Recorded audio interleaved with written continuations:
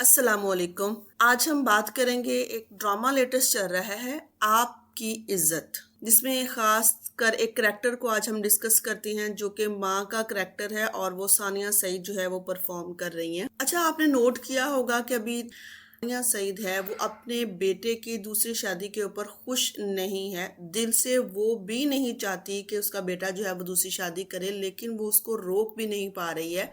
किस किस ने ऑब्जर्व किया, सबसे पहले तो आपने मुझे कमेंट्स में ज़रूर बताना है, और क्या ऑब्जर्व किया आपने ये भी बताना है। आपने मुझे रीज़न बतानी है कि आपको क्या लगता है कि वो खुश है कि बेटा दूसरी शादी करे, और अगर नहीं खुश तो वो क्यों खुश नहीं है, और अगर वो रोक नहीं रही है, बेटे को इजाज़त दे रही है, तो आपने मुझे ये भी बताना है कि वो इजाज़त क्यों दे रही है। क्या वो रोक नहीं सकती? वो एक माँ है, पावर रखती है, तो फिर वो अपने बेटे को इस चीज़ से क्यों मना नहीं कर रही।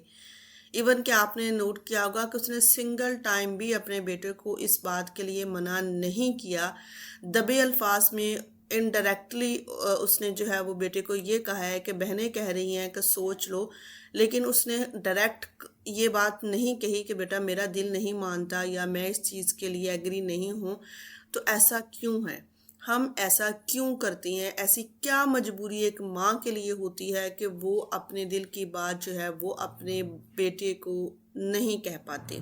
तो ज्यादातर लोग जो है ना वो ये यही सोच रहे होंगे कि माँ ने सब्र कर लिया, माँ ने कुर्बानी दे दी, लेकिन ऐसा नहीं होता। साइकोलॉजी में हम इस चीज को एक स्पेसिफिक नाम देते हैं, जिसे हम एंटीसिपेटरी कंप्लेंट्स का नाम देते हैं, कि इंसान पहले वो फैसला मान चुका होता है जो होने वाला होता है, क्योंकि वो उसकी मुखालफत करके खुद को नुकसान नहीं पहुंचाना चाहता।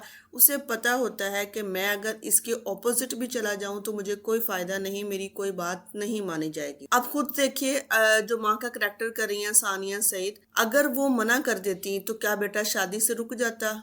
क्या एहसन खान शादी ना करता दूसरी? क्या वो अपनी माँ की बात मान लेता कि ठीक है माँ, जो आप कह रही हैं वो मैं मान लेता हूँ? ऐसा नहीं होता। लेकिन जब माँ के जहन में एक छोटा सा लेकिन ताकतवर सवाल ये चला कि अगर मैं मना कर भी दूंगी तो फिर भी ये शादी से बाज नहीं आएगा, तो मेरे कहने की कोई औकात नहीं रहेगी, मेरे लफ्ज़ों की कोई वैल्यू नहीं रहेगी, तो वो खामोशी के साथ रजामंदी का इजहार कर देती है। ये सवाल खास तौर पर उन माओं के लिए ज़्यादा मुश्किल बन जाता है जो अपने बेटों पर माली तौर पर इन्हिसार करती हैं। उनको रहने के लिए घर चाहिए होता है उनको, और बहुत सारी उनकी ज़रूरियात है। अगर उनकी बेटियां हैं तो डेफिनेटली उनको अपनी बेटियों को भी कुछ देना है। तो ये बहुत सारी ऐसी चीज़ें होती हैं जहाँ पर माएँ जो है ना वो हमारी सोसाइटी के अंदर स्पेशली मजबूर हो जाती हैं, और वो बहुत कुछ ऐसा कर जाती हैं जो वो नहीं करना चाहती। यहाँ पे मैंने जो नोट किया, मे बी आप में से बहुत सारे लोगों ने नोट किया होगा, मुझे ज़रूर बताइएगा ये बात, कि वो अपने बहू का साथ देना भी चाहती है, वो उर्वा का साथ देना भी चाहती है। उसे लग रहा है कि उसके साथ ज्यादती हो रही है, उसकी शादी को इतनी देर हो गई है, उसके 2 बच्चे हैं, और पहले भी उसकी मोहब्बत की शादी थी, लेकिन अब ये दूसरी शादी कर रहा है, लेकिन इसके बावजूद वो नहीं उसको मना कर पा रही। अच्छा, इस हालत में माँ का जो जहन होता है ना, वो चुपचाप हिसाब किताब करने लग जाता है कि अगर मैं अपने बेटे की खुशी की रुकावट बनूंगी तो ये कल मुझे छोड़ देगा या मुझसे बहुत दूर चला जाएगा। और बहुत, आपने वो शायद एपिसोड 4 के अंदर उसका एक डायलॉग जो है वो मुझे तो बहुत फील हुआ, कि जिसमें आप लोगों ने भी महसूस किया होगा, कि जिसमें वो कहता है कि अगर वो अब नहीं भी अपने माँ के घर गई तो अब वो चली जाएगी, तो वो आगे से सानिया सईद जो उसकी माँ है वो बहुत ही बेसाख्ता उसे कहती हैं कि ठीक है जाती है तो जाए, रोज का तमाशा।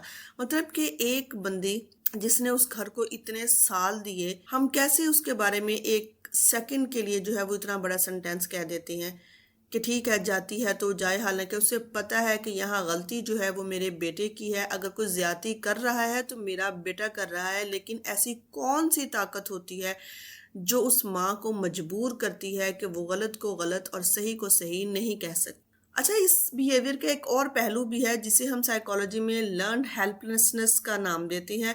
यानी जब इंसान बार बार ये महसूस करता है कि इसकी बात का कोई असर नहीं, कहने का कोई फायदा नहीं, समझाने का कोई फायदा नहीं, तो वो खामोशी के साथ आहिस्ता आहिस्ता डिस्टेंस क्रिएट करता है, یا پھر مکمل خاموش ہو جاتا ہے، اور جو نیکسٹ پرسن ہے وہ اس کی اس خاموشی کو ہاں سمجھ لیتا ہے، وہ پھر اس کو ایکسپلینیشن بھی نہیں دیتا کہ ہاں بھائی میں جو ہے وہ خوش نہیں ہوں یا میری خاموشی کا مطلب ہاں نہیں ہے، وہ چپ ہو جاتا ہے کہ ٹھیک ہے اگر یہ ہاں سمجھ رہا ہے تو ایسا ہی صحیح۔ جب یہ پیٹرن کئی سالوں تک چلتا رہتا ہے تو پھر ماں ہو باپ ہو وہ اپنی قدر خود ہی کھو بیٹھتے ہیں، کیونکہ اب انہیں پتہ ہے کہ میں اب اس ٹائم اپنے بچوں کے اوپر ڈپینڈنٹ ہوں اور مجھے ان کے سہارے کی ضرورت ہے۔ پھر وہ ان رشتوں کو زیادہ پروٹیکٹ کرتے ہیں جہاں سے ان کو کچھ ملنا ہوتا ہے، بجائے ان کے جہاں سے ان کو اتنا زیادہ فائدہ نہیں ملتا۔ خیر، یہ ایسے ہی میرے مائنڈ کے اندر آیا کہ کیوں نہ اس سین کو ڈسکس کیا جائے، کیونکہ یہ صرف ڈرامے نہیں ہوتے، یہ ہماری زندگیوں کا حصہ ہوتی ہیں اور ہمارے ہی کریکٹر ہوتی ہیں جو ڈرامائی شکل میں ہمیں دکھائے جاتی ہیں۔ اور اگر آپ فیل کریں گے تو آپ کے ارد گرد ایسے بہت سارے کریکٹر ہوں گے جو آپ کو محسوس ہوگا کہ یہ کریکٹر اس کے ساتھ سیم ہے۔ تو آپ مجھے ضرور بتائیے گا، میں آپ کے کمنٹس کا ویٹ کروں گی کہ آپ نے اس کریکٹر میں کیا آبزرو کیا، اور یہ جو کر رہی ہیں ثانیہ سعید، اس کو ایسا ہی کرنا چاہیے تھا یا پھر اس کو اپنے بیٹے کو سمجھانا چاہیے تھا۔